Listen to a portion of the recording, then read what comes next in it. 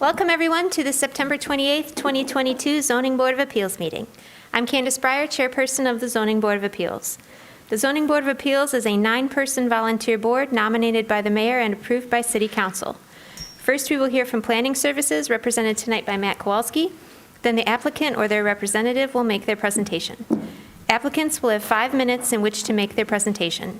Staff will keep time and will announce when 30 seconds are remaining. Public comment is available in person or remotely. We will first call on individuals present to address the board, then remote participants. To speak during a public hearing or during public comment remotely, press star 9 if listening by phone, or use the raise hand feature if viewing through the web link. For phone access, please call 877-853-5247 and enter meeting ID 938-1648-1007.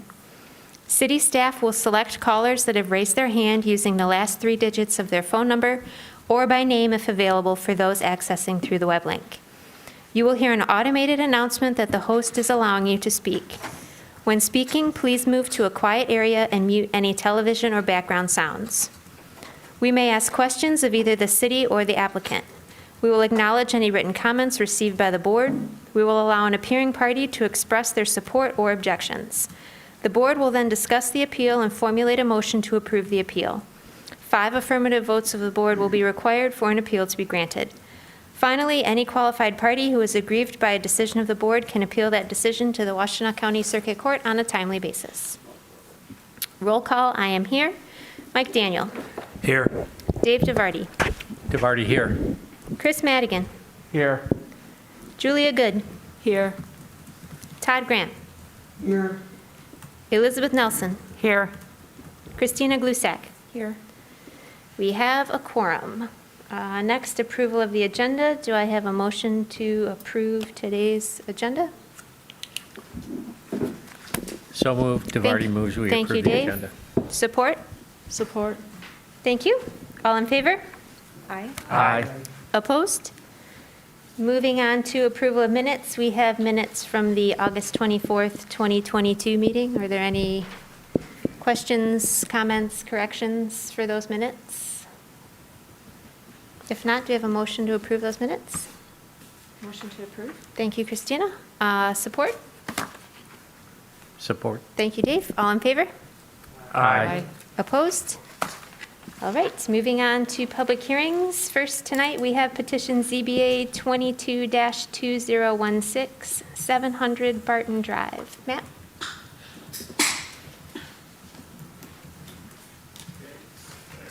Mic's on, okay.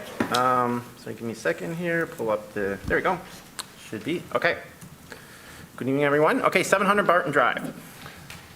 You can see the subject property here on the zoning map indicated by the yellow parcel outlines. It's on the corner of Chandler and Barton Drive. Pretty far zoomed out aerial, so you get the general location. And zoom in a little bit more. Again, Barton Drive would be at the top, and Chandler is on the left side of the screen. A survey of the subject property. This shows the 25-foot setback. On the next slide, you will see the average setback, because again, the petitioner is here before you tonight requesting permission to alter the structure as well as a variance of 14 feet 9 inches, which you will see in this slide here. The red line indicates the averaged setback line. So you can see the subject, the proposed addition is indicated in the kind of the orange. It's a 13 by 20 single car garage. That's located kind of at the corner, the front corner between Chandler and Barton Drive there. Here's a 3D perspective of it. And some pictures. So this is standing on Chandler Drive, kind of looking directly into the rear yard of the subject property. Here, this is looking at directly, again, standing closer to the corner of Barton Drive, looking at the subject property, directly where the one-car garage would be proposed. You see the driveway kind of off to the left there. So the new garage will be positioned at the end of that driveway. Again, here's a look, obviously directly from the driveway, directly looking at to the where the proposed garage would be. Again, this is the picture directly from Barton Drive. So going back to let's go back to this. Again, so what the petitioner is here tonight before you is requesting permission to alter. As you can see, the average front setback line does currently cut into the existing house as well, and then a variance because they are proposing a new garage that encroaches additionally into that front setback along Chandler Road. And that concludes the staff presentation. Thank you, Matt. Any questions? Elizabeth? So the 14-foot, the diagram that's on the screen now, the 14-foot variance is between the red line and the corner of the garage, the furthest Correct, point correct. of the garage? Okay. Yes, yeah, I don't, you guys can see my pointer, correct? Yes, yes, exactly. It's from this kind of corner, because that's the largest part of encroachment. It's obviously it's on an angle, so the encroachment angles, and then that's correct. From the red line to that corner is 14 feet 9 inches. And so what is I guess you've got it marked, it's like 4 feet 9.5 inches. If we were Correct. judging from the 25-foot So- setback. Correct. So Okay. I don't call it the correct setback, but the setback on the book before the averaging is 25 feet, as it's shown here, correct? And so you can see it encroaches, 4 feet 9.5 inches, and at a slight angle.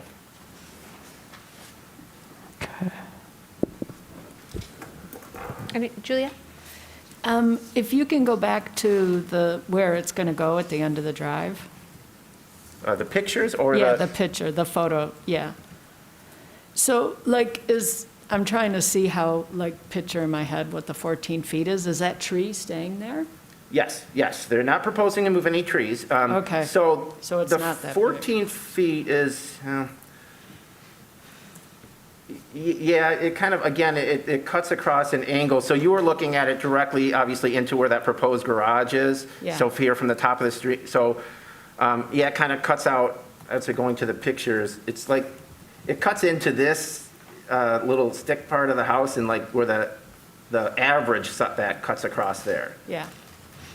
Okay, thanks. Dave? So Matt, the setback for this zoning is 25 feet normally, Correct. and it's only because of the averaging of other properties on Chandler that's 35 feet? Yes, that's correct. So we go 100 feet along down Chandler. Right. And it includes 2 or perhaps 3, and one of those houses is set back a little bit further than the other, so it skews the average. Could you put up the aerial shot of the neighborhood just so I could, but unfortunately, it's so far out, I could get in, I think my other aerial's too, yeah. So this one's a little too close, the other one's a little too far out. So yeah, you can see this. And again, also because of the angle of the parcel, the setback, and obviously the house is oriented straight to Barton, so it kind of cuts it at a funky angle. Correct. But yeah, I apologize, this is the only other aerial you can't quite see. Thank you.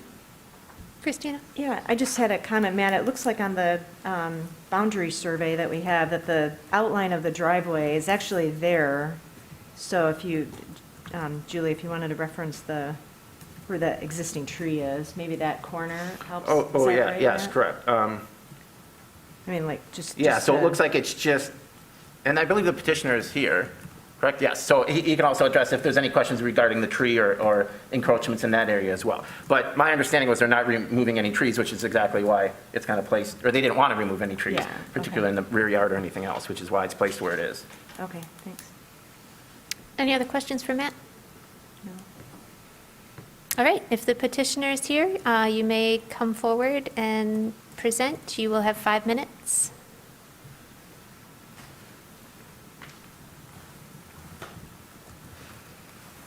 Howdy.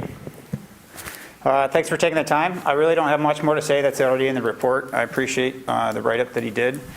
It's a unique lot. There's a couple of corner lots in my neighborhood, less than a block away, or about a block away, that have 25-foot setbacks on existing structures. One of them is actually at 21. It's unique. We love our neighborhood, and we're not looking to leave. I own a business downtown and work downtown. We want a nice walkable neighborhood, and we're just kind of reaching the limits of our 900 square foot house. So getting a place to put some stuff, keeping with the neighborhood. It's going to look just like the house. It's going to have the same color and board and batten and all that kind of stuff. Just got to have a little bit of extra space here. It's not going to affect the corner sight lines at all or anything like that. Yeah, we're just looking to make it just a little bit nicer lot. It's pretty much the only spot on the entire lot that we could figure out how to put an extra kind of structure anywhere on it. It's the most usable space. And we have an existing driveway already there. There's already a curb cut there, and we'd like to be able to use it. So happy to take any questions. Thank you. Dave? I'm just looking, normally, I'm pretty friendly to honoring the zoning required setback, even when the averaging requires more of a setback. And I'm just looking at this and wondering if you attached it, is there a reason why it's detached as opposed to attached? Because the reason I ask is it looks like if you just slid it over, the whole thing would fit within the 25-foot 25 feet. zoning setback. I think I would say cost. Then you start manipulating the roof lines quite a bit, and just getting it at a detached structure is far more affordable. And I think attaching it, which would attach it to my living room, which seems a little strange. I didn't bring that up in my own thoughts, but it was mainly a cost thing, I think. I'm also curious, do you have a basement? We do. And the laundry and all that's in the basement? I guess it want- doesn't matter, I'm just Yeah. curious. Yeah. Any other questions for the petitioner? Yep. Yeah, Christina? Oh, sorry, Chris. So this is a garage or just a storage area? It's meant to be a garage. It'll be able to fit a single car. Okay, thank you. Yep. No laundry questions. No laundry questions? I'm just Christina? curious, do you have a side entry to the house, or? We you said have, That's the living room, but, we do have a front door on Barton. Yes, I see- Which yeah, I we see those typically two. use mail, and then we have a side door entrance on Chandler oh, that we you do, use. okay.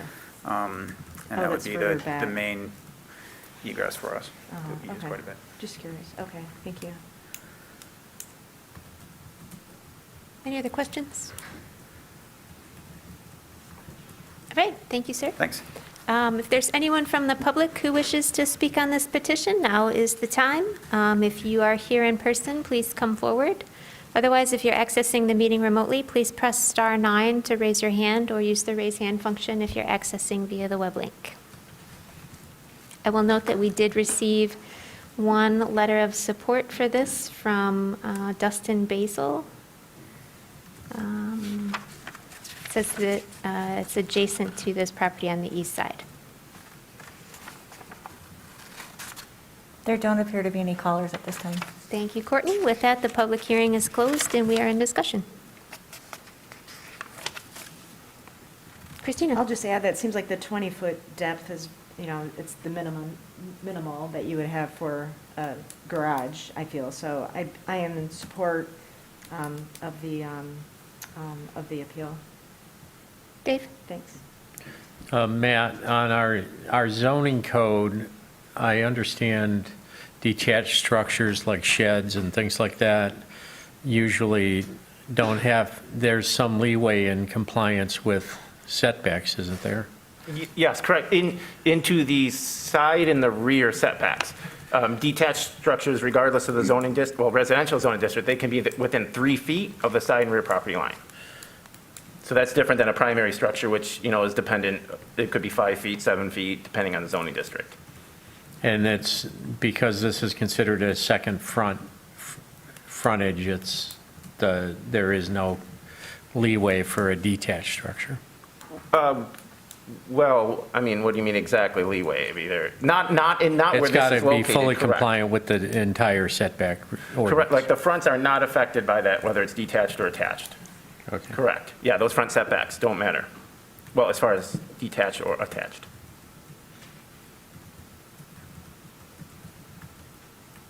Todd?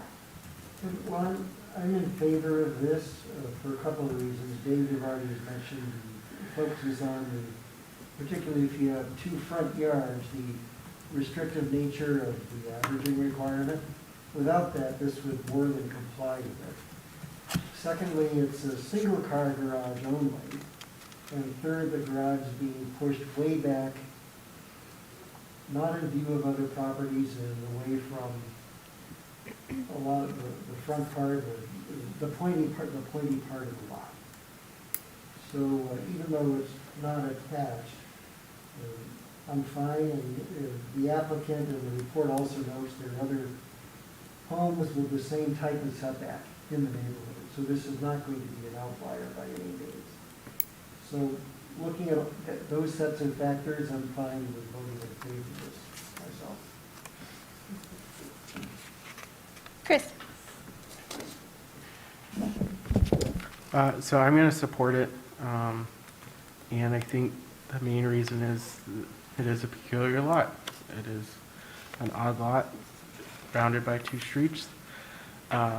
And though at some point a previous owner split it in some capacity and made this lot, I feel like the right-of-ways at some point probably did expand, making it even more difficult to build on, which is certainly not the homeowner's fault, and it wasn't caused by any of their predecessors. So I don't think that the oddity of this lot is necessarily self-created. I also, what is like reasonable expectations for use of your land if, a shed or a barn or whatever in the backyard as an accessory structure to a principal house. I don't think necessarily I would say that, you're by right, should be allowed to have it, but I think that it's a very reasonable expectation in Michigan to say a garage, I should be entitled to a garage on my property without being overly burdened by restrictions and treat it the same way as we would a principal structure. And then kind of just beyond my support for the variance, the average setback depth, I think, is an overly burdensome standard. I'm not sure exactly what purpose it serves, other than to place it, for lack of a better word, a burden on homeowners. That's not why, it's nothing to do with my decision to vote yes, but just to say it. I don't like that standard. I don't think it should be in our ordinance.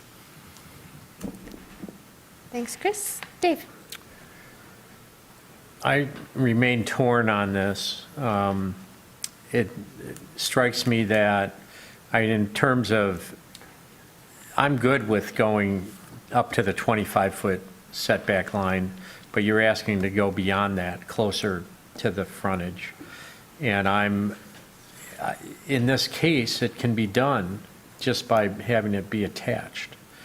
In fact, by having it be attached, you've got the possibility of a future addition above, like a second floor addition above the garage and other things to tie into the house for usable space in the future. So I'm really torn by this because the one thing that is in your favor is I see this as definitely the minimum necessary for a car. 13 feet by 20 feet is a minimal request. I may vote for this. I'm looking for rationale to, other than, well, anyway, I'll hold my comments at that. Mike? Agree with everything I'm hearing from my fellow commissioners and share some of Dave's hesitations. However, the way this house is constructed, to have this attached and then open up into the living room would just be weird. So I'm going to vote for this. Given all the other factors, I was very close, but just the way that the house is set up, I'm going to vote for it. Any other discussion? We ready for a motion? I can make a motion. Thank you, Dave.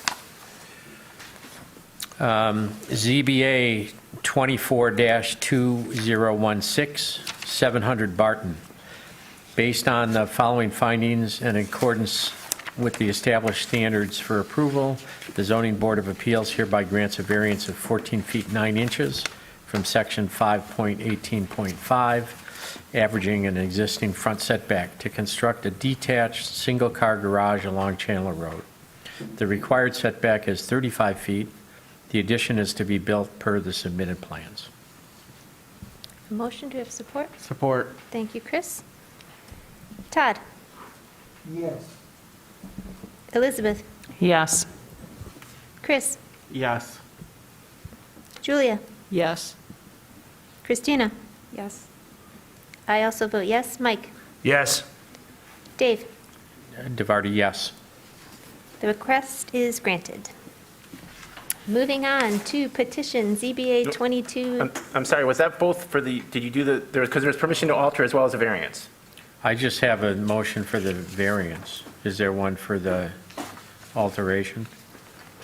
I don't see that. There wasn't a motion sheet for the alteration. Why is there an alteration needed? If the, for the existing structure, actually, without, since it's not attached, you don't need the permission to alter. So that was correct, actually. I take back what I just said. So that's why we didn't include it. I changed, originally it was advertised that, but since it's not non-conforming because it's a detached structure, so you don't need the permission to alter. So take back what I said. You were correct, Dave. Okay, Thank you. Okay, so the request for a variance Yep. has been granted. We're good, thank you. All right, moving on to petition ZBA 22-2018, 2394 Winewood Avenue. Matt? Okay, thank you. This is a unique one, a variance that I don't believe you guys have seen yet so far. But I'll go into a little bit of background first. So again, subject property here is zoned M1, which is an industrial zoning district located on the corner of Winewood and South Maple. Here again from the aerial photo. See the parcel, zoom in a little bit more. Subject building, okay, and here is the survey of the site. So this is, I'll go through a couple of pictures, and the last slide will explain a lot more. So again, look, this is looking directly from Winewood, and this is looking at South Maple, or sorry, from South Maple, and you can see Winewood is to your right. So this request is a variance of, they're requesting a variance of 6% from the requirement that we have for marijuana micro businesses, that they have to produce 10% of their energy needs from solar. So as this petition was approved as a special exception use from Planning Commission a couple years back, that is a requirement that's within the zoning standards. And so this operation was approved and has been functioning, but however, they are unable to meet the full 10%. And part of that was due to the roof structure. So that's why, again, the initial concerns came from the petitioner. So they authorized a study, a structural study and a solar study, which are some of the results that you see here that said that the existing roof, kind of the flat roof, you'll see it's clear in some of the pictures. This part is a newer addition, and actually from this aerial it's pretty clear. And then obviously the white is part of the older roof. So as it was originally proposed, you can see here the rectangle, the gray rectangle is the area for the solar panels. As it was originally approved as kind of the bottom image there, you see on your screen, which were a lot more solar panels. But again, as further research and as the petitioner, I assume, has gone through the background to prepare that, they found out that the roof can't support those. So we needed additional documentation because obviously it is a requirement. Since it is part of a zoning requirement, it is subject, obviously, to a zoning board of appeals variance. But I believe it's the first one that you've seen. So this is true. It's a unique. This is the only type of use that we require that in the zoning code as part of the solar, that they need to generate a significant amount of their well, not significant, but 10% of their energies from solar. So that is a unique requirement of this use. So again, the bottom image here is what was kind of originally proposed, and they're able to get up to that 10%. But through the study that they commissioned, the results, or I believe the full study is in your packet. The rest of that flat roof, as I said, would not support those solar panels. So that is why they're before you here tonight, is what they can generate from the solar on the front part of that building. You see again in the top image there, the solar panels, also on this screen right here, that rectangle to the kind of to the, it'd be on the bottom of the building, well, as on the image. So that's the area that will be filled with solar panels and will generate about 4% of their total energy use. Thank you. Thank you, Matt. Any questions? Todd? Yes. Oh, I'm sorry, I think, do you have your microphone on? Might be a little, Can you hear me? You gotta have it on. yeah, I guess it's a little bit better, yes. It was a little quiet, sorry. You need that light to be You gotta green. hold it Well, down. they- You gotta hold it down. Okay, the glove is off. Okay. No, your still gotta have red the light, mic on. see the little ring there? Push that, yeah, okay, now you're good. Oh, green, sorry. Can you hear me That's all right. now? Yeah, good. Sorry about that. All right, thank you. So what is sacred about the 10%? And I guess the general question, why was the 10% put in? And I'd also like to know the date that the ordinance first became effective. Ooh, the date, I'd have, I was not involved with the original drafting of the code, so I can't speak specifically to the 10% number and why that number. But I know is when we initially drafted codes dealing with marijuana-type businesses was about 4 or 5 years ago or so. It was looked at like some types of businesses would require more energy, grow businesses, things like that. So as a result, this is kind of a micro business, which means they can grow, process, retail all at the same location. That they, because it's a special exception use, they can do a little bit more for sustainability purposes because they're typically larger energy. Although this is, again, a smaller type of business, I think what the code may have envisioned is a little bit larger of a warehouse type facility. So I don't know exactly how they ended up with the 10%, but that was some of the reasoning that went into why it was for this type of use. I will look, I don't have the code date offhand, but I probably can find when it's at, but it was about 5 years ago when we did most of our major marijuana updates to the code to work within the state laws that had changed. Okay. Well, the reason I asked, I downloaded it and noted that the new version just became effective. And I thought, aha, this is some new thing that this was in process, but in fact, the 10% was in the original one. Oh, yes, correct. We had some changes recently to the marijuana sections of city code, but that did not affect this 10%. The 10% has been in place for at least 5 years. Okay. So yes, no, that's not a new requirement. That has not changed. Got That's it. been in place since we originally allowed micro businesses within the city. Okay. Thank you much. Dave? So this picture we're looking at, which street, which one of these, the streets is Maple and which is Sure. Winewood? Yep, absolutely, because the image obviously can't read the full. So on to the left of the screen is Maple. This is Winewood on the bottom, and this area, I can show you from a picture, it's pretty obvious because you can see the addition. So this building right here, this is the front part, oh, sorry, went wrong way. So this is looking from South Maple, can you see to the right, you can see kind of what obviously looks I like a see. newer addition, new materials.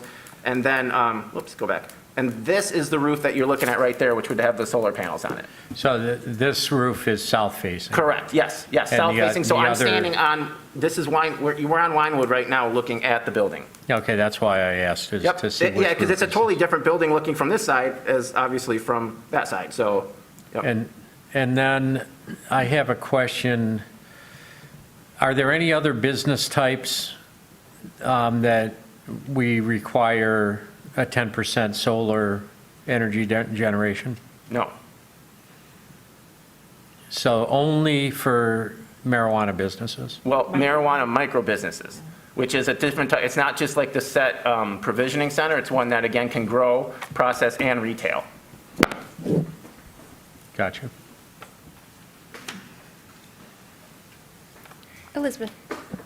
My question was a little similar to Todd's, and I'm searching through my own database. I'm finding October 2019 was when we originally passed the ordinance allowing for all of these different licensing. I can't, do you think that it was amended since then to add the 10%? No, I You know. think it what was the original? Yeah, it's the original. I'm sorry, I thought it was 5 years. I guess it was not as long as I thought, but no, this was not a new, I know the 10% was in there from the very start of our original marijuana. Because again, this project went through a special exception use a little while ago, I believe, and the petitioner could probably answer exactly when. But I know that requirement was in there from the very start. So when they got their special exception use, they were required to meet the 10%. It's a zoning requirement. So it's attached to the special exception use? Correct. Well, it's a requirement of the special exception use, but as well as the zoning. So the zoning, in the zoning code, which is why, again, if it was just a special exception use, the ZBA couldn't waive that. But it's in the zoning code under micro businesses where it says 10%. So that's why the ZBA has this ability. And that was in there from the very beginning when we initiated micro businesses. That limitation of the 10% or requirement of the 10% has been in the code since the very beginning. Yeah, I guess I'm just surprised that this is the first we're encountering this. Well, How I many- don't believe that we have any other full micro businesses, because again, it's a little different than a provisioning center or just a grow facility. It's one that does basically everything. Okay. So we don't have, I don't know that we have any others in the city. So this may be the only one, you I- think? I believe so, because again, the 10% we're finding may be a little bit more challenging, but I know obviously you guys haven't seen a variance for that 10%, and I don't believe that we have another operating micro business. Okay. All right, thanks. But I guarantee this is the first one that has had to seek a variance, I know that. And I Ted. I can confirm that because I printed out the ordinance and the earlier version is crossed out, but it's in there. The 10% is in there Yep. before it was amended. Yes, definitely. Julia? Is the 10% just renewable or specifically solar? I'm sorry, I missed. Is the 10% specifically solar or just renewable? Yes, specifically solar. Yep, exactly. So they have to have it by solar panel. Well, yeah, solar panels. Any other questions for Matt? All right, if the petitioner is ready, you may begin your presentation. You will have 5 minutes. Hi, my name is Eric Parkhurst. I'm the grower and the owner of Winewood Organics. I've been renting the building since 2016 as a medical marijuana caregiver, taking care of my patients there. As Matt talked about, we went through the special exception use originally in 2018 for a medical marijuana provisioning center, and then I went through the process again. Once the adult use rules were passed, they allowed for this micro business. The micro business is required to produce all of our own product in-house, process it there, and we sell directly to the customer. We're not allowed to wholesale our product out, and we don't bring anyone else's product in. Let's see. So I chose the micro business because it allowed me to do everything that I was already doing in the building, plus serve anyone 21 and up. It was replacing the 3 license fees that I was required. Would have been for the growing and processing and retail for medical and adult use would have been $168,000, and I chose this license because it would go straight to the adult use market to do all those 3 things, and it's $8,000 a year. So it's kind of made for the smaller guy trying to transition from the caregiver market into the new license market. And so in that time we did reinforce the roof one time in order to put air conditioners on the roof. And so that was I think that was in 2016. And so obviously we brought it up. All the flat portion is able to just to hold all the air conditioners, but can't support any other weight. Working with Homeland Solar, who proposed the south-facing area, that's already strong enough to hold solar. It's really ideal for solar, being sloped and south-facing. But once we were up and running, transitioned to the 150 plant license, we found out that we used a little bit more power than what we had originally planned for. And that installation, which is 40 panels, on that south-facing area offsets about 4% of our energy use. And that's because grows in Ann Arbor are also required to do this 10%. That's the only other business that I know of that's required to do that. But we're required to offset not only the grow, but the processing and the retail as part of that requirement. And so, I don't own the building. I'm renting it. I don't have a long-term lease. My landlord's not able to help me with the costs. What we're proposing is that 40 panel array. It's $35,000, and that will offset. I think we'll be the only marijuana facility that does have solar after we install that. So, thanks for your consideration. I'm happy to answer any questions, too. Thank you. Todd, go ahead. Yes, Mr. Partridge, is it? Parkhurst. Parkhurst, sorry, sir. So if you're okay for the 4%, this will change your business, right? You'll be able to do something that you're not currently doing, is that correct? No, that's not correct. We're currently fully operating as a micro business currently. Okay, so I know very little about this type of thing, so I was under the impression that you were seeking this variance so that you could expand your business and do something that you're not doing. So am I correct to infer that you're actually doing everything and you're not supposed to be doing everything because you don't have the variance? Yeah, well, I believe that we were given approval while we work out the solar panel. That's correct. I can verify, right. So they're in for zoning compliance. So again, it'll be, if variance is not granted, then we won't be able to certify their next zoning compliance. So then they would not be in confirmation for zoning. But right now, again, while they're seeking this and going through these operations, they've been allowed to continue operating. Got it. So if you don't get the variance, how much money have you spent that would be a waste essentially, that you would have to undo something? In round numbers, are we talking 50,000, 300,000? What type of investment would you have to just ignore because you couldn't do the additional piece that the solar panels would give you? I'm not, I guess I don't understand the question. Sorry, let me ask a simpler question. So what, you put on some, you've got a solar panel consultant and you're doing something now because your business was different a year or two ago, right? You wouldn't be asking for the solar panels unless you wanted to expand your business, right?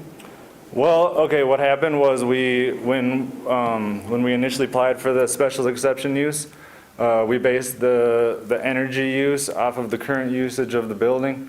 And at the time, I was a caregiver and we were allowed to grow 72 plants. So it was a scaled back version of what we're doing now. So I'm not asking you a good question. I apologize, I'm showing my ignorance. What it appears to me is that you're here for a variance so you can continue doing the full thing you're doing right now. But if you didn't have this variance and were going to be in compliance, you'd have to scale back your business. And I'm looking for what that difference is. In other words, if we don't grant you the variance, how much are you screwed, essentially? That's what I really want to know. Right, okay, so... Is that a better question for you to answer? Yeah, no, I understand the question now. Well, yeah. I just asked a bad one before. Well, the way we're operating right now, we're basically month to month with finances. We've been open for a year. We're the only micro business in the area. It's kind of a unique model. So we would be basically required to scale back to 40% of what we're operating at now. So 60% of your business would be gone, is what you're saying? Correct, at least, yep. Well, at some point, you weren't doing this because you've been around since before 2018 or 2016, so you must have been making money before, though, right? A little bit, but you were making money before. Well, basically, I was operating the building and taking care of 5 patients, so there wasn't a lot of money back then.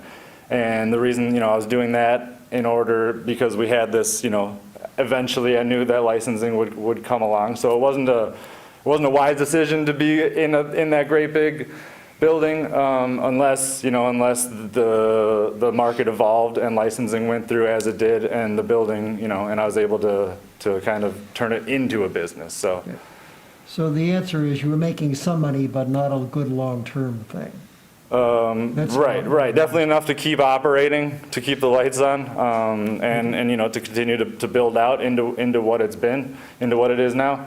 But yeah, it wasn't necessarily a profitable endeavor. So I only have 2 more questions because I don't want to hog all the question time. So what I'm inferring from your answer is that if you don't get the variance, it will seriously negatively impact your business. Is that a correct statement, sir? Correct. Okay. And the last thing is, I noted, yeah, you know, you're a business, but you don't own the building, and you have a lease. When does your lease expire? Well, I'm hoping to negotiate a renewal, but yeah, as of right now, it expires March or April of next year. Or, Well, I'm it's sort sorry. of gutsy. I mean, it's your The business, following but- year. Okay. All right. So about a year and a half left. All right. Okay, thank you. That's been helpful. Christina? I understand that you went through options of potentially trying to locate additional solar panels on the site. Could you just talk through that and what the negatives were, or, you know? Yeah, totally. So the flat portion of the roof on this picture here, the flat portion of the roof. So two things. One, there's the air conditioners, which breaks it up, and so we were able to the solar company was able to drop a proposal for some additional panels. They're much less efficient, and they had to be spaced out because they have to, and they require extra weight because they have to be angled up. I'm not a solar expert, but when the engineer reviewed the roof, none of those installations, the roof wasn't able to hold that weight, and that's, you know, when in 2016 when we started with the building, we had to reinforce the roof just to support those air conditioners. And so it was, you know, it's just barely, you know, it's safe, but it's not able to handle the additional weight of those, the structure and the panels themselves. I thought there was an additional study, though, elsewhere on the site, like at grade, that could also be a cover for parking. I thought I read that, but maybe not. Maybe I have poor memory, but nowhere else on the site could solar panels work, essentially.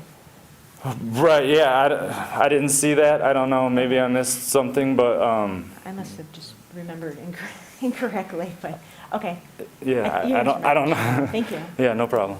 I could just add to that, I think, which may help clarify. So solar, like ground-based solar structures are considered accessory structures. Those solar panels, those are not permitted in the front open space. So essentially, if you look at the survey I brought up on the screen here, Winewood is completely out of the picture. And actually, I think most of the frontage along Maple would be out of the picture as well. Okay. Because of the, again, if it's Yeah. detached on the ground, accessory structures, it's prohibited in the front. Understood. Okay, thank you. And there's no rear yard, as you can see Yeah. from, well, I mean, very teeny, but. Yeah, okay, thank you. Elizabeth? There's a piece of this that I'm like really struggling to understand. So how is it that you are renting this property and able to invest this much money in the structure? Maybe this is a dumb question, but I'm really puzzled by that. Like, what is the negotiation with your landlord to install all these solar panels? And like, I guess I'm curious, like, you are fronting a lot of money to put all these solar panels on. How does that work with a rental agreement? Well, yeah, in my rental agreement, all the equipment in the building, even if it's permanent installation, I will retain when the lease is over. Oh, okay, so the idea is that you're installing these solar panels, but you could just like take them away and they're yours? They're yours? Like if you didn't renew your lease, like those solar panels are yours to just take off and? I mean, yeah, I suppose that would be the Presumably you do not want to do that. I mean, I'm sure, because in order for the building to operate as a micro business in the future, that would be a requirement. So, I mean, technically that would be the case, but I'm sure that if I were to leave the building, that would be part of the negotiation, is leaving those panels, assuming that they would want to keep it as a cannabis facility. Well, I guess then my next question, and maybe this is not hugely relevant to this particular petition, but I'm curious if you've had conversations with your landlord in terms of the cost of the reinforcing of the roof, or your viability as a long-term tenant. I mean, is that a conversation that you've had with your landlord? Specifically, I was told that, you know, this was my own battle to fight, I suppose. Gotcha, okay, all right. Yeah. Yeah, thank you. Dave? So somewhat I can see a little bit of the rationale that the city is asking for this type of business for some sort of offset on growing, because you use more intense electricity for the lights, for the growing.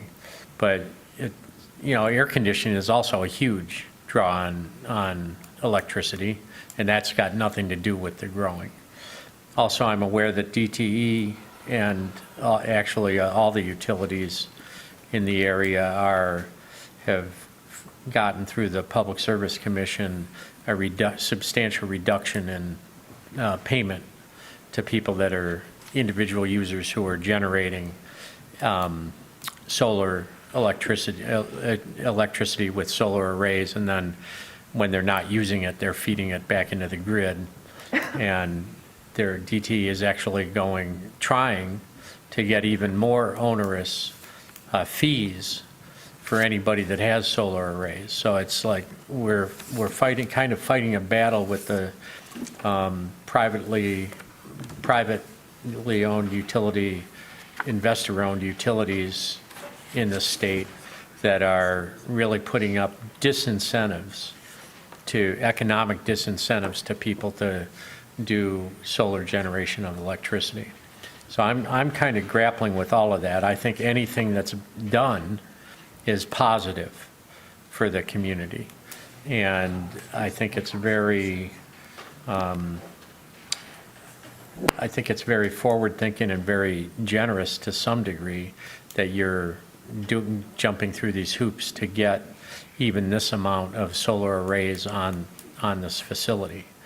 There are a number of other things the city could do to encourage solar arrays throughout the city.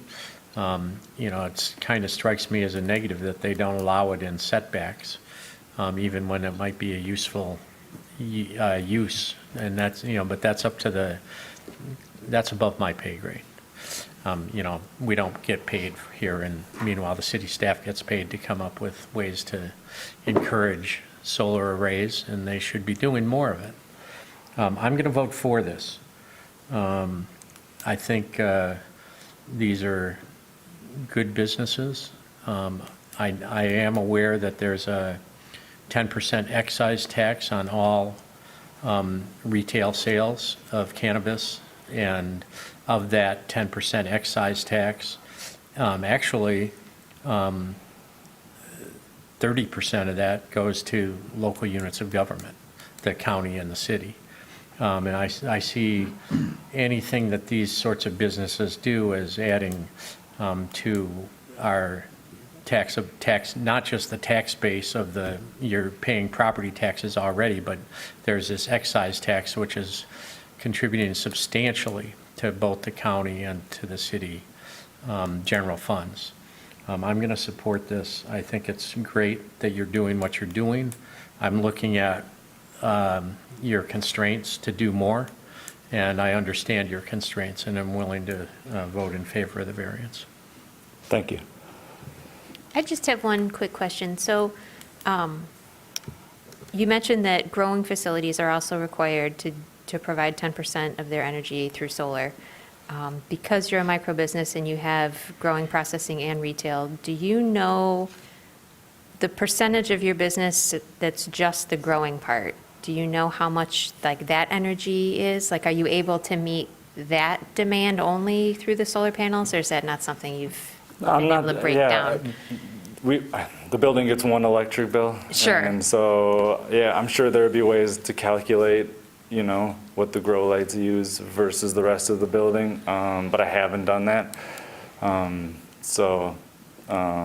It's hard to tell, but it's over a third of the requirement, and the grow is 1/3 of the operation. It's hard to tell. I don't know. Sure. Know the exact specifics of the usages of the three sections of the business, though. Oh, that's fair. Thank you. And you, Elizabeth? I just want to express support for Dave's position here. I'm inclined to support this business. I mean, particularly since this is, what little I know of the marijuana industry in town is that it's it's really dominated by corporate structures, and the fact that you're endeavoring to have a micro business and you're the first one, like I will say that I'm a little worried that we might be entering into the EV charger situation, but I don't know how many micro businesses are likely to start up, and so I'm happy to support this petition. Any other questions for the petitioner before we get into comments? Todd? Yes, picking up on Dave DeVardy's comment, Mr. Parkhurst, the staff report here says that an option would be, well, two options, I guess. You could remove some of the air conditioning. The other one would be to adjust some parking or provide carports for solar panels on those. Have you looked at those alternatives? In other words, is it absolutely necessary to put all the solar panels on the roof, or do you have some other options? I noticed you provided a very good solar panel expert report, so you must have had discussions along this line. So when I consulted with Homeland Solar, they were not excited. They didn't even propose the flat spots to me until the city was asking for it. And that was because they weren't excited about those, because even if the roof could support it, it was an inefficient layout, I guess, because of the costs associated with breaking up those different clusters and all of that. And so we didn't. When pressed, that's what they said, and then I do know that they said that if we would move all of the air conditioners and reinforce the roof, we could fit some additional panels. All of those areas where we'd have to reinforce the roof are grow areas, and so we would have to completely shut down the grow. Which would set us back about 4 to 5 months, and so that would be another, in addition to the additional money spent moving the air conditioners and reinforcing the roof and the additional panels, we'd have loss of income for 6 months. And because we rely on our grow, we're not allowed to bring in product from anywhere else. The retail side and the processing side would shut down as well. So. Yeah, it would be extremely difficult. Thank you, sir. Yep. Any other questions for the petitioner? Okay, thank you very much. If there's anyone from the public who wishes to speak on this petition, now's the time. Please, if you're in person, come forward, state your name for the record. If you are accessing the meeting remotely, please use the raise hand feature if you're accessing via the web link, or press *9 to raise your hand. There don't appear to be any callers at this time. Thank you, Courtney. I did not see any letters of support or objection in the packet, so with that, now we are in discussion. Public hearing is closed. Julia. I think it's really good that City Council is trying to be forward-looking on cutting some of the carbon usage in the city. And a good way to do that is with new businesses, so it makes a lot of sense to start with having new businesses, a requirement for solar. Dave, there's a couple of things I think you said that are off target. DTE is being really bad about buying back energy, and I think that's just one of many reasons why the city should go to municipal energy and dump DTE, but that's not what we're talking about. We're trying to get this business up to 10%, so it's nowhere near selling back any to DTE, so that's a non-issue here. And that additional air conditioning is part of a grow facility. Like, he could have a business without air conditioning there. It's not a big store with tons of people walking through. You could have a couple fans not every business in Ann Arbor has air conditioning, but this one needs it. So that energy usage is related to the grow facility. I do think it's an odd situation. I support the micro business and not having big corporations come in. Maybe this just isn't the right site for this business. I mean, I know it's a huge burden to try to move the business, but if the landlord's not willing to work on anything, I think Christina was alluding to it, having like a covered parking area. And so I don't know if that falls into what Matt was talking about not qualifying. I think that would be the place where I, without hesitation, would vote for a variance on doing an additional covering so that they could have more solar. But to do half, I'm really concerned that this board is willing to give variances on all the new green ordinances.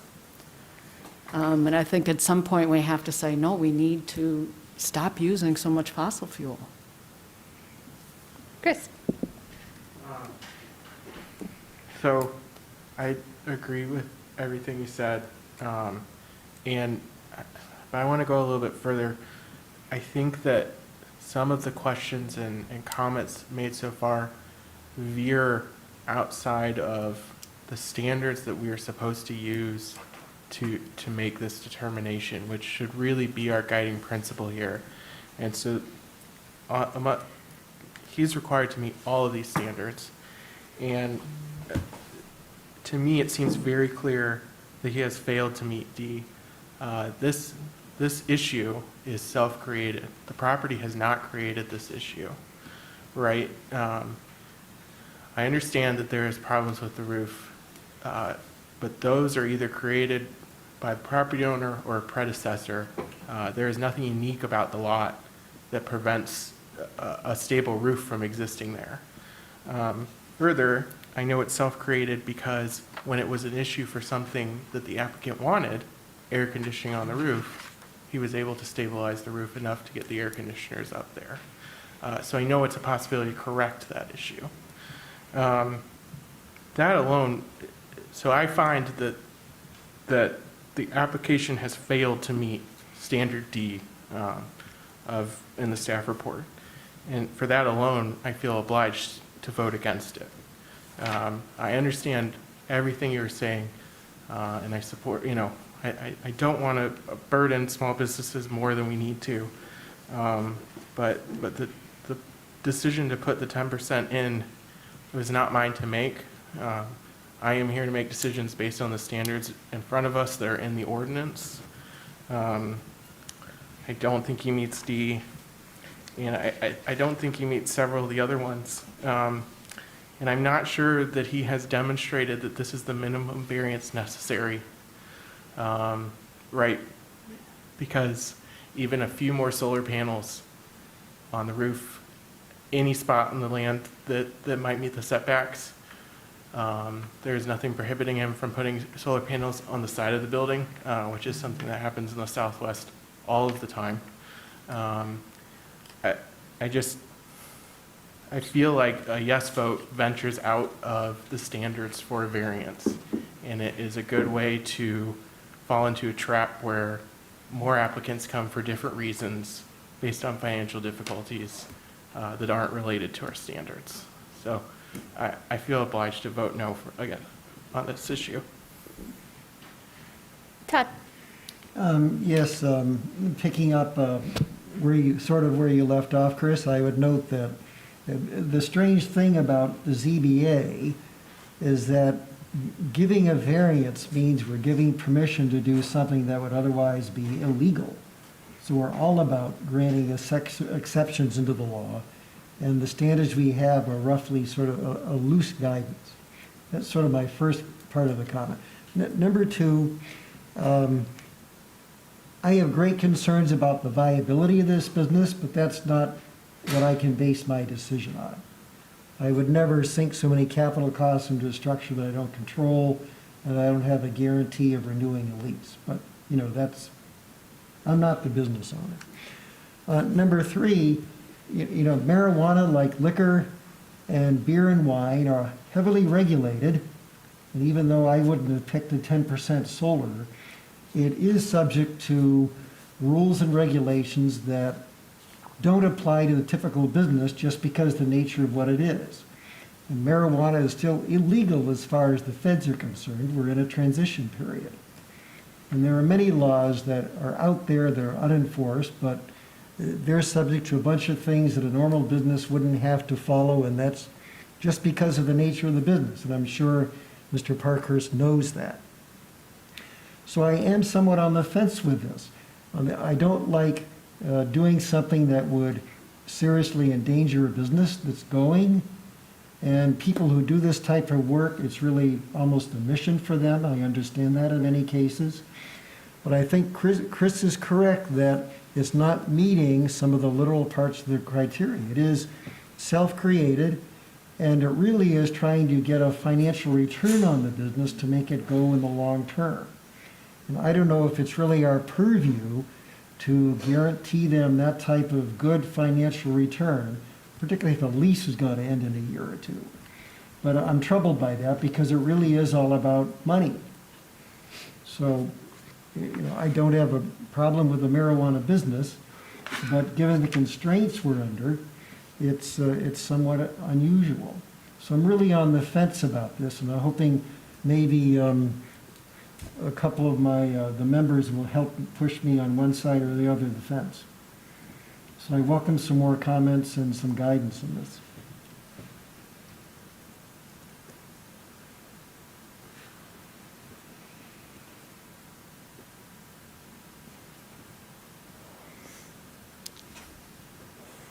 Any other discussion?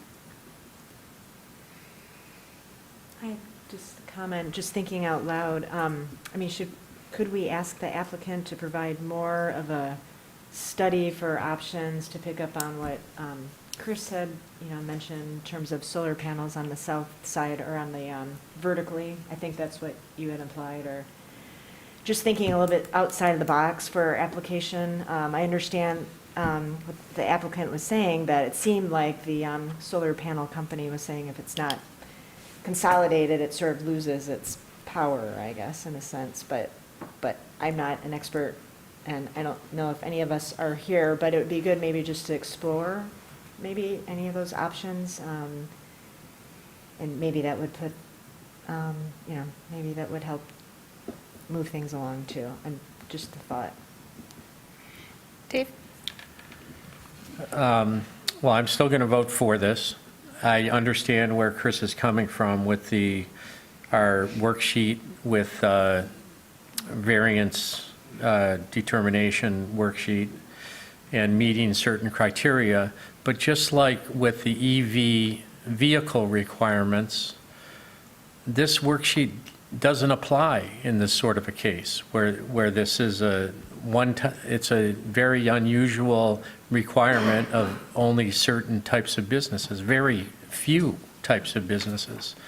And what we need is the planning staff, Matt, to come up with a different set of criteria to evaluate both the EV vehicle requirements and something like this, solar panel requirements on businesses that this zoning code requires it. And I envision in the future, this is going to grow, that we're probably going to have increasing requirements of solar panels of different types of businesses beyond the one or two types that are current. So it's really, I'm putting this on the staff to give us the tools to better evaluate these things, because what you've given us is inadequate, just as it is with the EV vehicle zoning. So I'm still going to vote for this for the reasons I previously stated. Sorry, and if I could just interject, because I think that is a very valid point. And if you'll notice that, obviously, the original variance standards, while those are what's in front of you, what we have, though, but obviously those were written for area height and placement variances. this is absolutely subject to a variance because it is within the zoning code, so this is within your purview.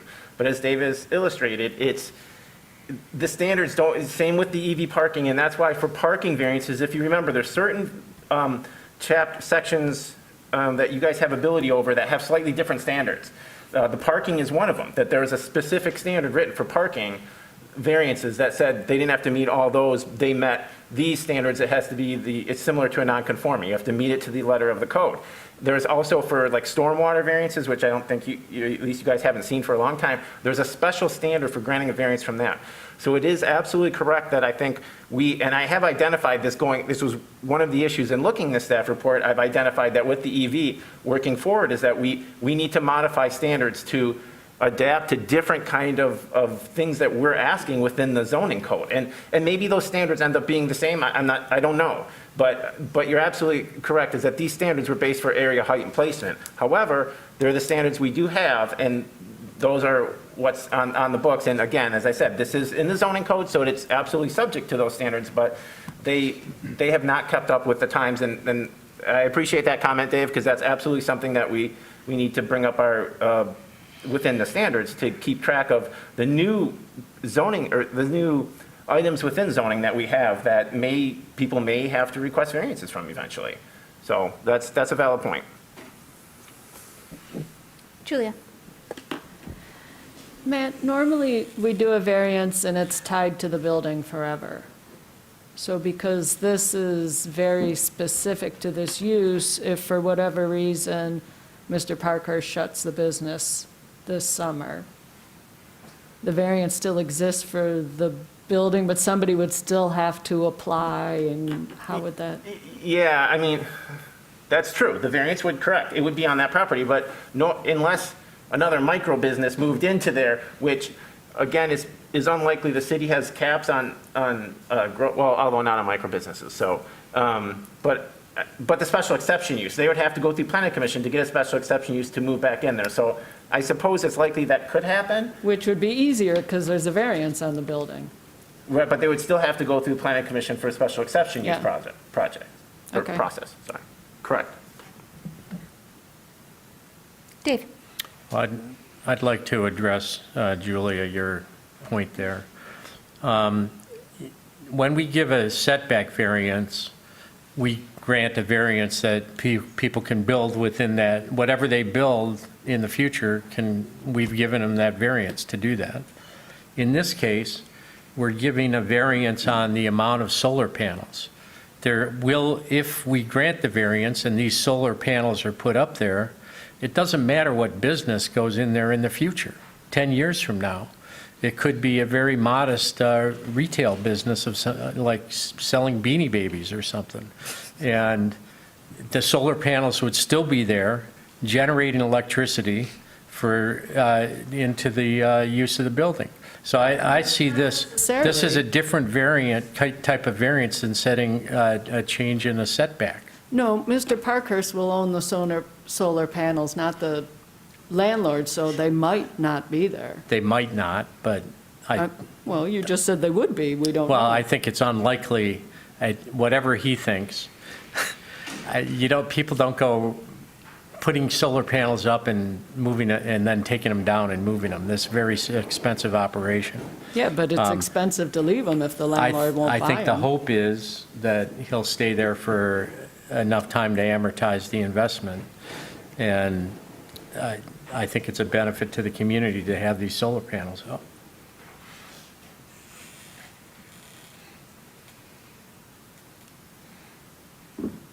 Any other discussion? We ready for a motion, perhaps? I can make a motion. Thank you, Dave. Based on, in accordance with established standards for approval, the Zoning Board of Appeals hereby grants a variance from Section 5.16.3.G.7, use-specific standards of 6% from the requirement that 10% of a grow facility's energy use must come from solar panels on the site. Petitioner can only provide 4% of total energy use via solar panels on the site. Oh, I didn't. ZBA 24-2018, 2394 Winewood. For motion, do you have support? Thank you. Dave? DeVarty, yes. Todd? Great, we always have to pick on me early. Yes. Elizabeth? Yes. Chris? No. Julia? No. Christina? Yes. I also vote yes. Mike? Yes. The request is granted. Moving on to petition ZBA 22-2020, 300 Montgomery Avenue. Matt? Thank you. Sorry, is my mic, there we go, okay. So here we go, the subject property outline is zoned R2A, is outlined by yellow on the map here. You can see on the corner of Abbott and Montgomery. Again, an aerial kind of zoomed out. Zooming in a little bit more. In the left corner, bottom left corner of that parcel, you can see the subject garage. Here is, well, this is angled actually from a different perspective, but again, the garage kind of at the top left of that. You can see from the survey, the garage is just bare, it's 2.9 feet from the rear property line, and it would be 2.8 feet from the side property line. I zoomed in a little bit more. So again, the petitioner is here tonight to request permission to alter this non-conforming structure of the garage. They would like to put on an addition that would expand that garage. The expansion goes, sorry, I keep flipping back and forth, would go towards the house direction. So on this perspective you're looking at now would be kind of be going down. You can see here is an outline of the proposed floor plan. This area, so the garage obviously accessed from this bottom area here. This additional stairway area is the expansion area. That, again, it's a perspective. The existing garage is outlined here. It does conform to the height, so they are adding a kind of a second story on there, a little loft area.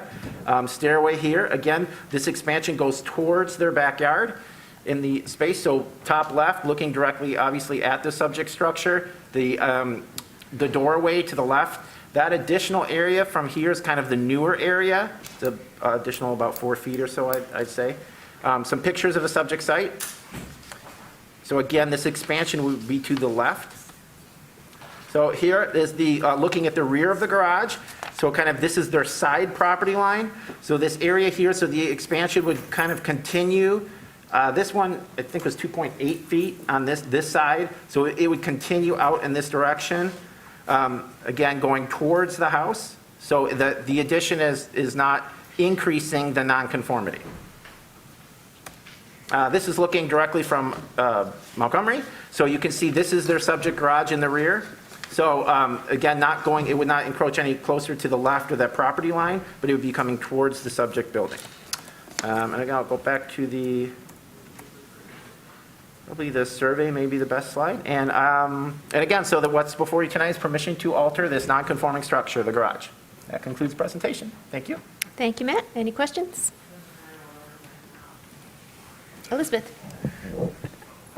Looking at this diagram and just this diagram, I think I need you to help walk me through this. So Sure. you said that the garage is expanding closer to the house?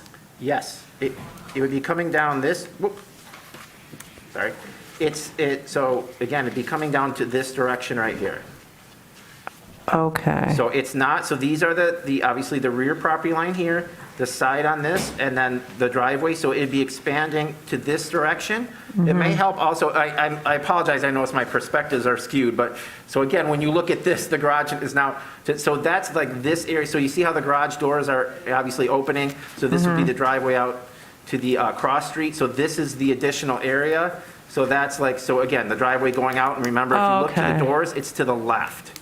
So I guess I could have drawn that on here. It's to the left as you look to the garage doors. So that they go in here, and then to the left is this additional 4 foot or so area.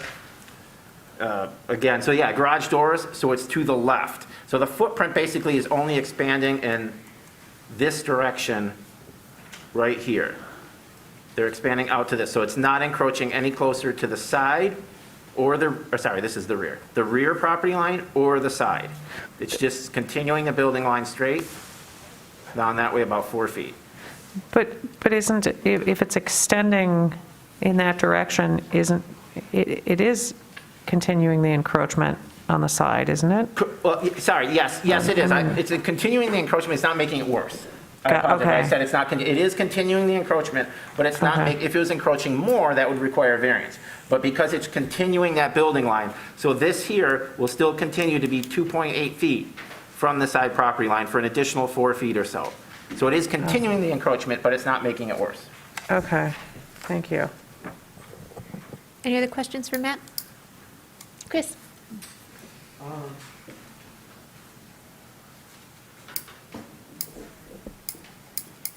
No, I don't.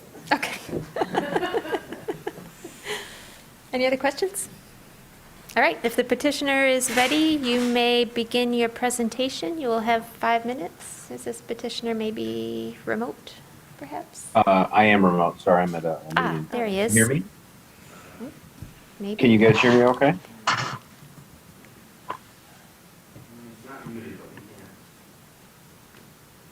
Can you hear me? We can We see you, but can't we hear you. cannot hear you. Yeah, no, it wasn't, you were unmuted, I think it's the sound system in here. How about now? Can you hear me now? Alright. Can you hear me now? Okay, you can hear us, all right? We're trying to work on the sound. We're working on the sound in the chambers here. It's not you, it's us. Got it, okay, good. Oh, we can hear you. Okay, There you are. all right, I think we're good. Great. All right. Thank you, CTN. Thank you to the members of the board. My name is Brian Beekman. My wife and I have been remodeling Montgomery for way too long. So basically, we want to create some usable space above the garage for a workout room. It's a tight garage, but it is what it is, and it's the old west side. But my wife doesn't want to die on the stairs, and we're just trying to enclose the stairs essentially. Keeping it historically accurate with the neighborhood, like we try to do with the house. A lot of corner lots in the neighborhood actually have 3-car garages, so we feel like it kind of fits within the neighborhood. We are modifying the doors just because modern cars, it's hard to get in these super narrow doors, but basically that's what we're trying to do, is create a more usable space upstairs for workout room, storage, and the footprint is only to put in the staircase. So I appreciate your consideration. All right, thank you. Any questions for the petitioner? All right, no questions. Thank you. If there is anyone from the public who wishes to speak on this petition, please come forward now if you are in person. If you are accessing the meeting remotely, please press *9 to raise your hand if you are calling in from the phone. If you're accessing via the web link, please use the raise hand function. I will note we did receive one letter of support from Michael Kirchner at 210 South Ravenna Boulevard. Yes, letter of support. There don't appear to be any callers at this time. Thank you, Courtney. With that, the public hearing is closed and we are in discussion. Chris? I just want to say, it is very funny to me to see an application for an alteration that encroaches a matter of inches. And I just want to give the survey, the seal was cut off, so I don't know who the surveyor was, but the honesty from that surveyor was impeccable. Because it's not often you see surveys broken down to inches like that. If you look at like the garage survey from earlier, it's definitely a feat. So, but yeah, I support it. I think it essentially meets the setbacks anyways. So, yeah. Any other discussion? Motion? I could make a motion. Thank you, Dave. ZBA 22-2020, 300 Montgomery Avenue. Alteration to a non-conforming structure. The Zoning Board of Appeals hereby grants relief from Section 5.32.2, alteration to a non-conforming structure to add a second story to the existing garage. The garage encroaches 3 inches into the side yard setback and 2 inches into the rear yard setback. The construction must comply with the submitted plans. We have a motion. Do we have support? Support. Thank you. Christina? Yes. I also vote yes. Mike? Yes. Dave? DeVarty, yes. Todd? Yes. Elizabeth? Yes. Chris? Yes. Julia? Yes. The request is granted. Moving on to petition ZBA 22-2022, 912 Mary Street. Matt? Thank you. Okay, thank you. Okay, here we go, subject property, zoned R4C, you can see on the map here, outlined by the yellow. Pretty far zoom out here, aerial photo. Again, so it's a really funky partial shape, but you can see the zoomed in aerial, again, it's outlined in yellow there. Survey, the subject site, again, it's initially 2 houses, obviously combined at one point in time, many years back. So the petitioner is here before you tonight, again, requesting permission to alter a non-conforming structure.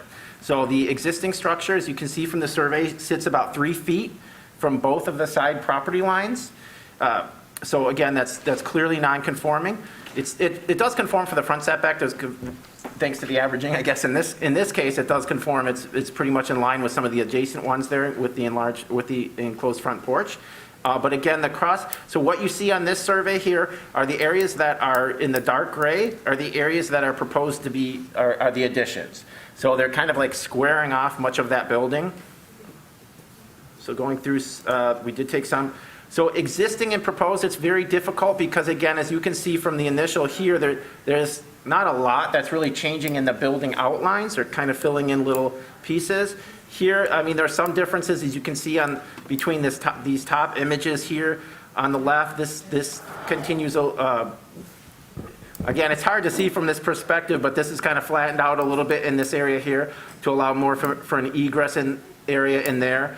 On the bottom image in the back, this area is kind of filled in here. Again, it's a little bit more difficult to tell from that, but this gives you some perspective that, again, how the massing has not significantly changed. These are looking from the front. So again, looking directly at the building on the top, yes. And then again, to the right image of the proposed, not much difference from the front at all. In the rear, again, the existing, you can see there's a little bit of a change within this corner here and a little bit within this area here for the proposed. This gives you some floor plans, again, to see through floor plan images. The areas that are proposed to be added, the cross-hatching areas in the top left corner, as well as this area here, and a little bit of a corner there. Again, so the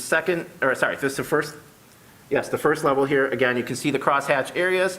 These would be consistently filled up through all the floors of the building.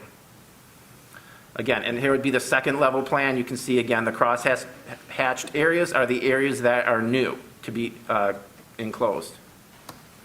Pictures of the subject site, obviously standing directly on Mary Street, looking at the front of it. Slightly different angle looking at the front of it. This is in the rear area, so this would be some of the area that would be filled in, this little area right here, again, continuing this building line there. And looking directly at the rear, this would be an area that would be filled in here in the top left, and this little area right in here. And that are all the pictures. So again, because it's not increasing any encroachment, but it is continuing the encroachment, but it's not increasing the encroachment. So at this time, it's just a permission to alter and not a variance. They're doing, obviously, the building's in the process of being severely remodeled. They are taking it from 5 units to 4 units. So it's becoming slightly more conforming for lot area per unit. But again, that's not part of your consideration necessarily tonight, as far as they don't need permission for that. But it's just worth mentioning as well. So again, this is all part of a really large remodel of the existing facility. So that does conclude the presentation at this time. Thank you. Thank you, Matt. Any questions? Dave? Do you have the aerial that I could look at once again? Yes, sir. Not the, Oh, the neighborhood. wait, oh, that one, okay. I'm trying to position where this is exactly. It's like a half block off the intramural sports building. Yeah, so, exactly, so you can see the And track. isn't there, there's a dorm somewhere around here too, like, Fletcher Hall, but that's not a. Yeah, but that's but a, Fletcher is the, like this whitish roof that's kind of Yeah. Well, right, these are the- right near to it, the sports buildings here, but, and that's Hoover and El Bell Field. yep, Elbell Field to the Yep. left. Gotcha. Okay, thank you. It's the heart of Ward 4. Well, Matt, could you go, oh, I'm Yeah. sorry. Oh, yeah, go ahead. No worries. well, no. Could you go back to the proposed elevation?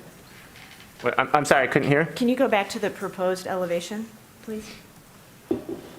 Which, so, Oh, the front elevation. Okay, so they're consolidating, there's a couple entries.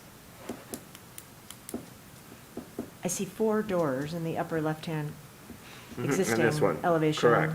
And so the new elevation just has one entry. Central I don't- entrance.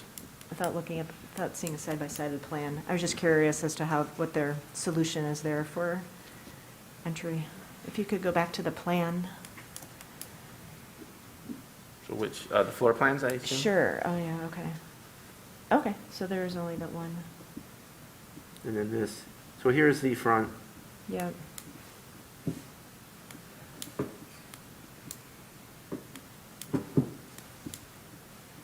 Okay, all right, thank you. Any other questions for Matt?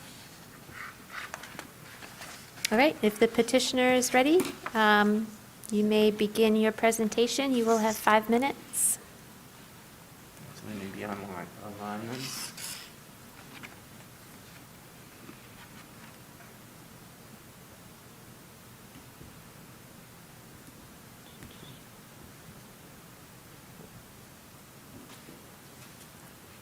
Okay, you are promoted, so you can speak now if you want to mute yourself. Kind of, okay. Yes, sir. Excellent. Thank you very much, Matt, and thank you, everyone, for giving me the opportunity to give a quick presentation on our proposed alteration to 912 and 914 Mary.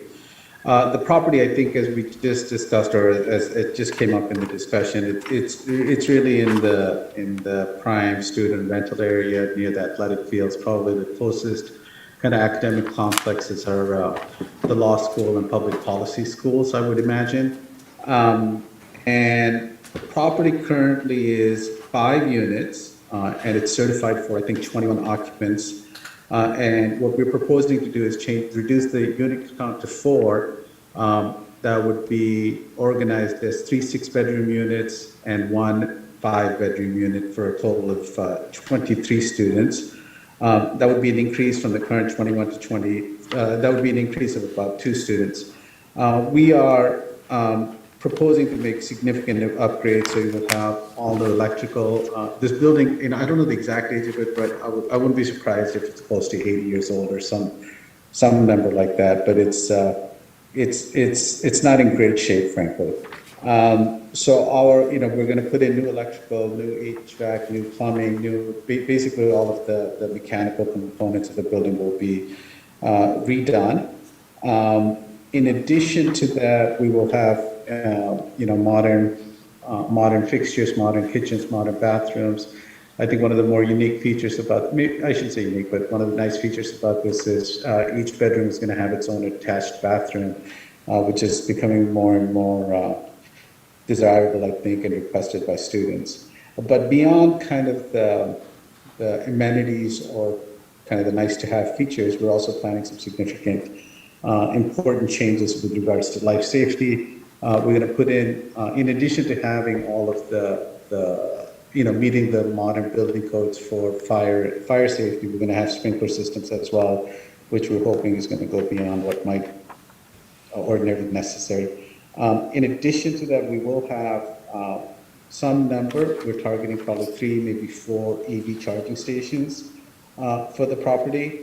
And I think it's in a primarily a student rental district. As far as I'm aware, all of the surrounding properties are all student rentals.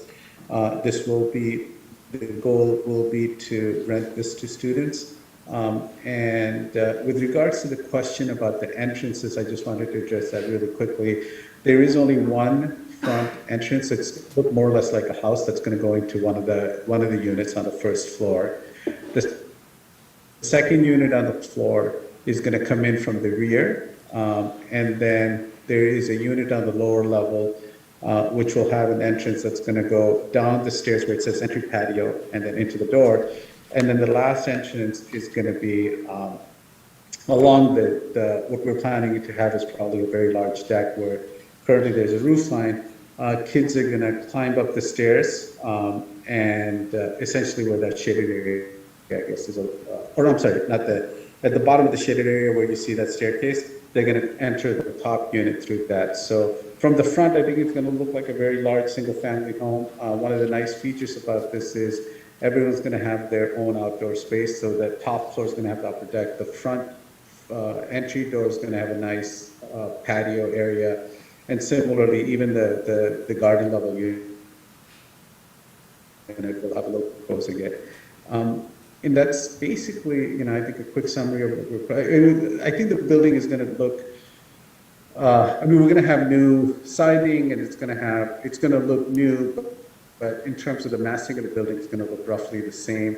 We're planning on expanding that front patio across the full or as full width of the house as we can. But that's basically the proposal. It's to modernize, make it safer, have it be more usable in the current, especially the EV charging stations and so on, the sprinklers, have it be safer and more up to date in terms of the current requirements and standards that people paying $1,000 a bed, I think, are demanding and frankly deserve.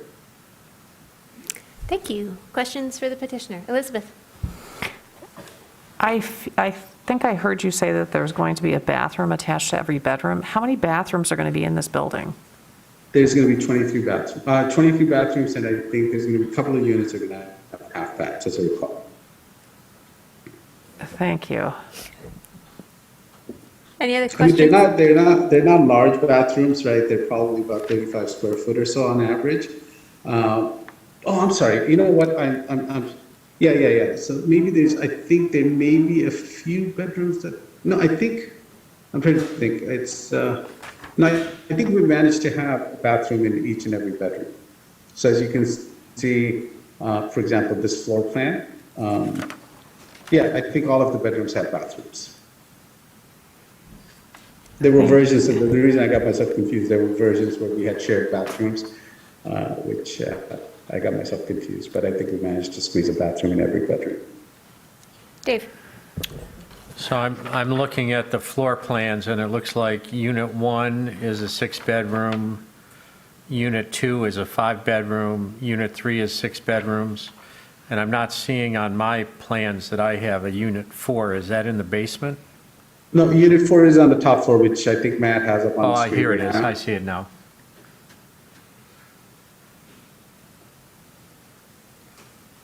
Okay.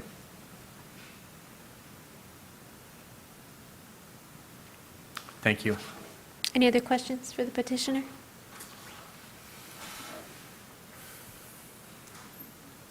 All right, thank you. If there is anyone from the public who wishes to speak on this petition, please come forward now if you are in person. If you are accessing remotely, please press star 9 if you're calling in, or use the raise hand feature if you're accessing via the web link. I will note we did receive one letter of support from Chris Vessels at 928 South State Street. There don't appear to be any callers at this time. Thank you, Courtney. With that, the public hearing is closed and we're in discussion. Mike? So I lived actually directly next door to this property for 2 years in law school at 916 Mary. At the time when we moved in, I'm not going to date myself, but it was more than 1 year ago.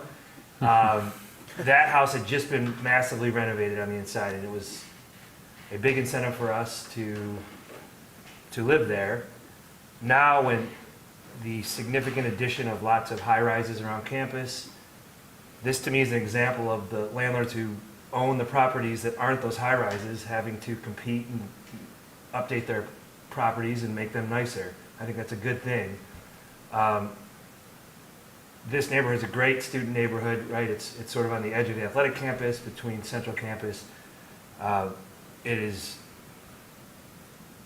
adding a couple bedrooms is not a concern to me in the sense of when we lived here, out of the 8 of us lived in the house, only 2 of us had a car. So many students live in this neighborhood without owning a vehicle because they can walk 5 minutes and be on campus, walk everywhere.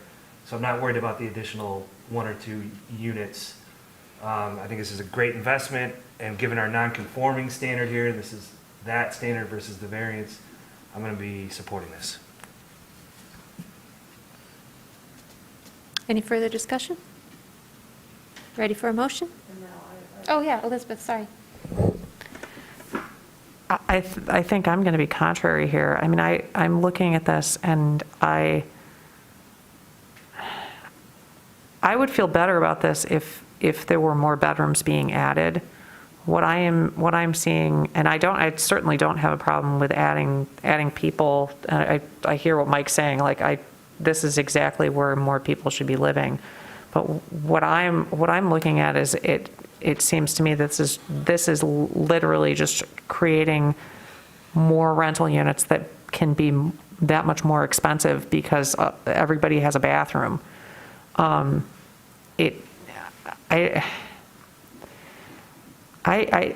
feel like this is the kind of, I hear what people are saying in terms of competition in the market with high-rises, but in the conversations that I have had with folks, my understanding is that the high-rises are a price point that is different than what is actually needed. I mean, I guess I don't feel very good about this. Again, I think I would feel differently about it if they were figuring out how to crowbar more bedrooms in to house more people as opposed to creating something to be comparable to the high rises. I don't know if anybody else is seeing it this way, but that's the way it looks to me. Dave? Well, I understand my colleagues' interest in wanting to have more bedrooms at more affordable prices, but, this isn't affordable housing, and I've been a strong supporter of the city stepping forward and using some of its properties and developing using the Proposal C money the voters generously voted recently to build housing that's committed as affordable housing for people at 30% of area median income or less. That's not what this is. This is a private housing provider upgrading their property and probably adding more bedrooms. Hey, more power to them if they add bathrooms with it. And the market, unfortunately, the market is driving housing prices higher constantly, rental housing prices, and that's why we need the public sector to step forward and do what it can to develop affordable housing for people at very low income points. I'll vote for this. If there's anywhere in the city that this sort of housing should go, is high-density housing, respecting the architectural integrity of the wood frame buildings that are already there. This is the neighborhood. Todd? This is an easy one for me. The singular question we have to answer is this going to have a detrimental effect on the neighborhood? To the contrary, we're taking a building that the applicant said is about 80 years old, has serious problems. He didn't use the word gutted, but you're replacing all the systems, mechanical, electrical, and you're going above and beyond the fire code by adding sprinklers and fire alarms. It's not going to have a detrimental effect. It's actually going to improve the neighborhood. I think issues about the number of baths and what the market price ought to be are really seriously beside the point and irrelevant. So I'll be voting for this. It's an easy one for me. Chris? I'll keep mine short. As a boy who also went to college, I wouldn't want to share a bathroom with me. I didn't want to share it with them. I would have definitely been interested in this, so I support. Well, piggyback on that and making sort of a comment, maybe what these need are double bedrooms shared with one bathroom, but make everything co-ed. There might be a market for that. Julia? I am going to support it because I don't feel it has a detrimental effect and that it is an improvement. And that's good. Things do need, the housing stock is getting run down, I feel, in Ann Arbor in the rental area. But I do want to support Elizabeth in that there is kind of a long-term sustainability that I'm not sure moving to all these bathrooms is really a way to move the city forward. You know, right now, we're looking at more our carbon output, but water is going to be an issue very soon. And it already is in pretty much the rest of the world. So I do want to just say I agree with some of Elizabeth's discomfort. Any additional discussion or motion?